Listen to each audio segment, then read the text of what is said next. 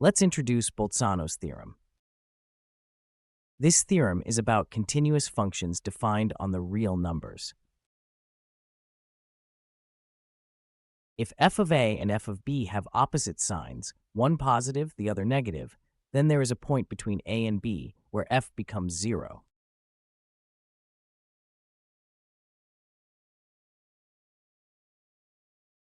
The intuition is that to draw a continuous function without lifting the pen, starting below the horizontal axis and ending above, one must necessarily intersect the axis. Even though this is just a rough intuition, the emphasis is put on the continuity of the function. However, for the theorem to be true, it is crucial that the reals are complete.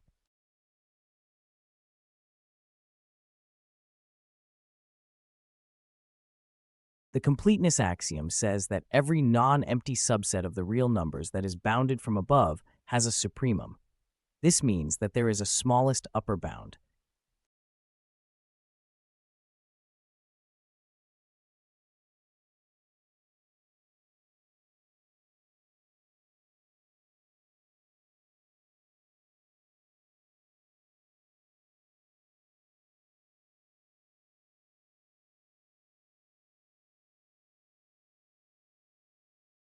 Without the completeness of the reals, the theorem would not be true.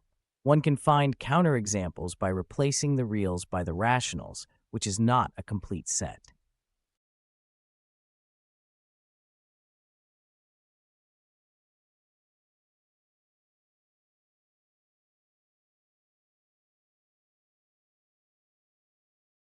Proof of the theorem. Consider a continuous function f with f of a negative and f of b positive. The set of real numbers where f is negative is then non-empty and bounded from above by b.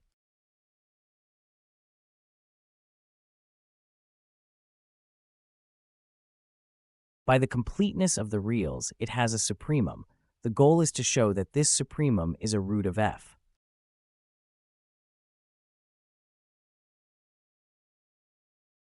One has to verify that c is in the interval ab, where f is defined. Left as exercise. Now, having f defined on c, the next step is to show that f of c is in fact 0.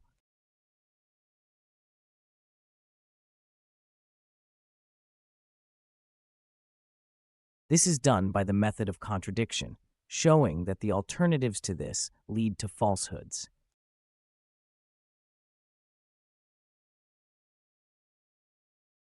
It's a good time to refresh the definition of continuity for f on the interval ab.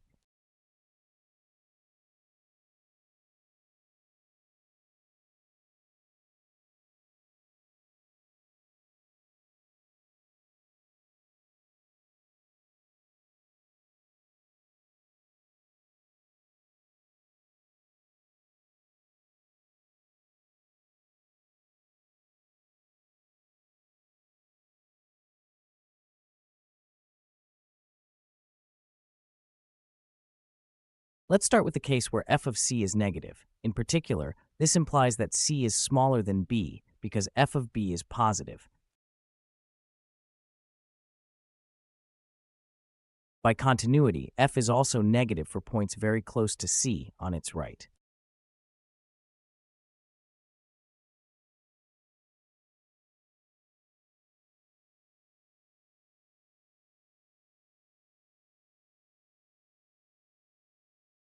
This means that there are values greater than c that are in S.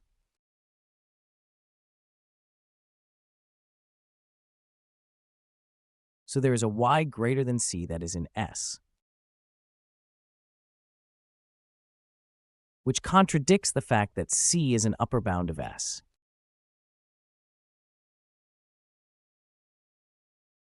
So it cannot be the case that f of c is negative, given that c is the supremum of the set of values with negative image.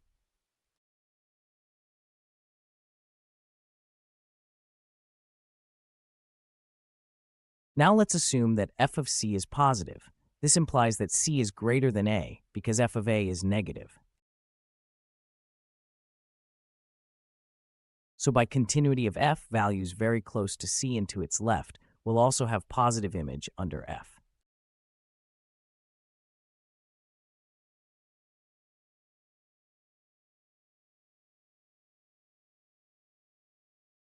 This implies that the elements of S are bounded by above by c minus delta.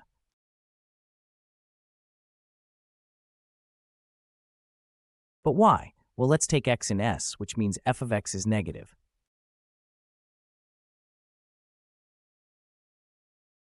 Since c is an upper bound of S, then x is less than or equal to c. In addition, x cannot equal c because f of x is negative and f of c is positive. But since in the interval from c minus delta to c, f is positive, then x cannot be in the interval, so is less than or equal to c minus delta.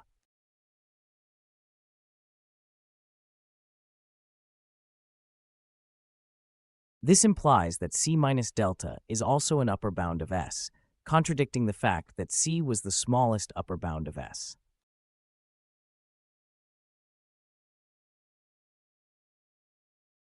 So it cannot be the case that f of c is positive, therefore f of c must be 0, as we wanted to show.